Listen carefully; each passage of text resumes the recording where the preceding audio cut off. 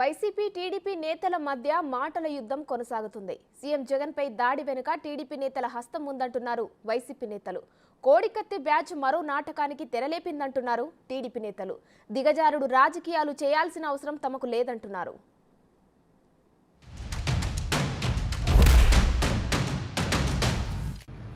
ఎన్నికలకు ముందు మళ్ళా ప్రజల స్పందన బాగుంది, మళ్ళా ముఖ్యమంత్రి అవుతున్నారు రాష్ట్రానికి అని కుట్రపూర్వకంగా అప్పుడు కూడా విశాఖ నగరంలో నడిబొడ్డున హత్యా ప్రయత్నం జరిగింది.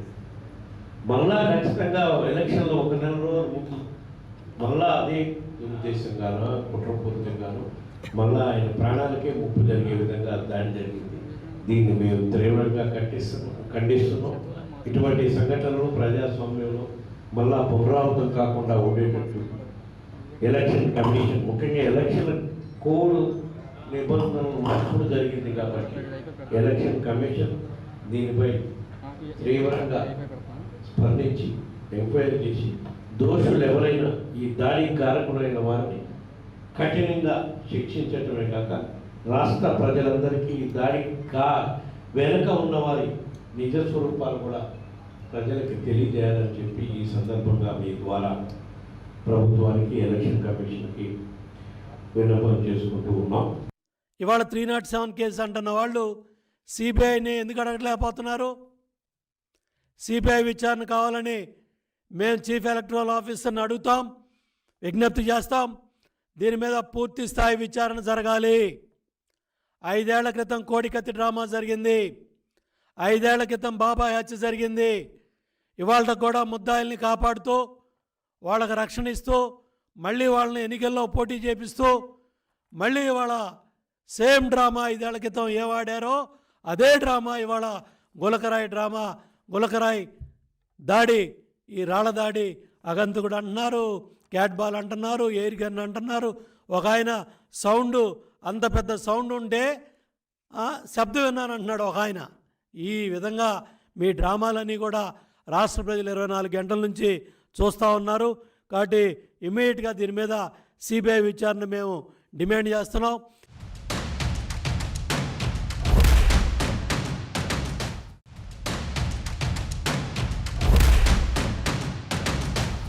చంద్రబాబు నాయుడికి, తెలుగుదేశం నాయకులకి నేను చెప్తా ఉన్నాను,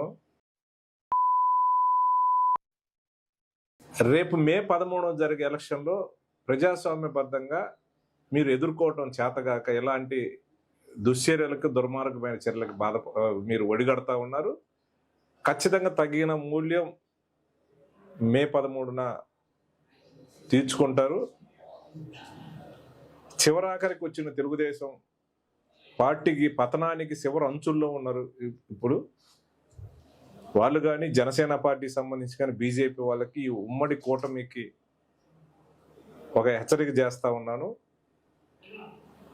ఇలాంటి చర్యలకు బాటుపడ్డ వాళ్ళు ఖచ్చితంగా కూడా ప్రతిఫలం అనుభవిస్తారు. ప్రజాస్వామ్యబద్ధంగా ఖచ్చితంగా ప్రజలు ఈ చర్యలను పూర్తిగా కూడా ఖండిస్తూ ఉన్నారు. ఎవరికి చెబుతారు ఈ డ్రామాలు?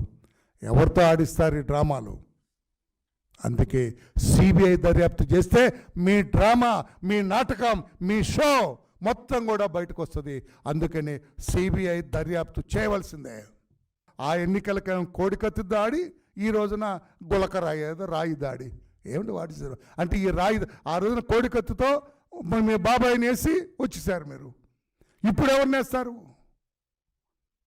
నేను ఎందుకంటున్నా, అమ్మ షర్మిల గారు మీరు కూడా జాగ్రత్తగా ఉండండి. షర్మిల గారికి కూడా యాడక్వేట్ సెక్యూరిటీ అరేంజ్మెంట్ చేయాలని కూడా నేను కోరుకుంటున్నా. ఆమె లైఫ్ కూడా చాలా రిస్క్లో ఉంది. సునీత గారి లైఫ్ కూడా చాలా రిస్క్లో ఉంది. ఏదో జరగబోతుందో రాష్ట్రంలో. కట్టుదిట్టమైన సెక్యూరిటీ అరేంజ్మెంట్ చేయాలని కోరుతున్నాం.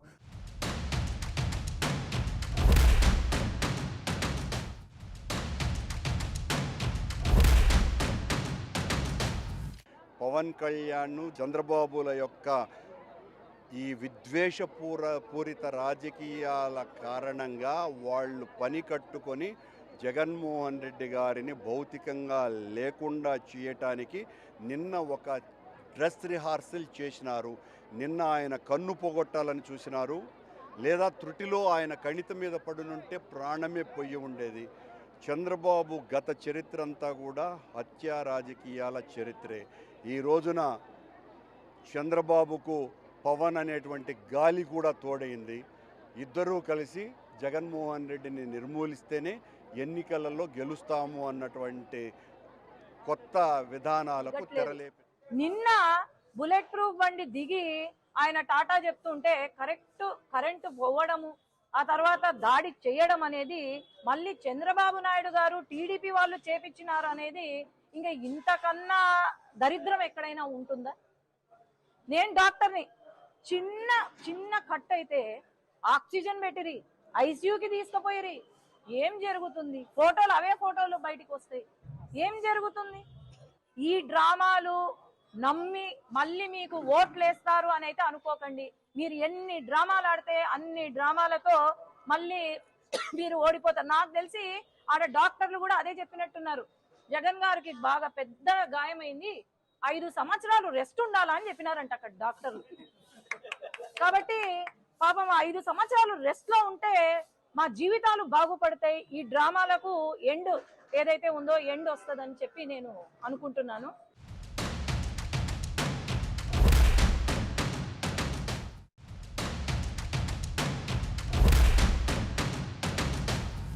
దాడి చేయించింది, దాడికి ప్రేరేపితం చేసింది, దాడి చేయాలని ఆలోచన చేసింది, కుట్ర చేసింది అంతా తెలుగుదేశమే.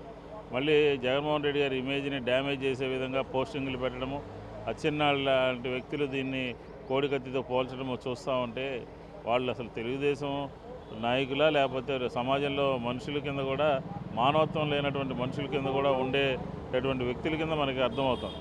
కాబట్టి మేమేమంటున్నామంటే ఈ విజయవాడ నగరంలో తెలుగుదేశానికి ఒక క్రిమినల్ రికార్డు ఉంది, నేర చరిత్ర ఉంది తెలుగుదేశానికి. అందుకనే తెలుగుదేశం ఎప్పుడు కూడా విజయవాడ నగరంలో పెద్దగా ఉన్నటువంటి పరిస్థితి లేదు.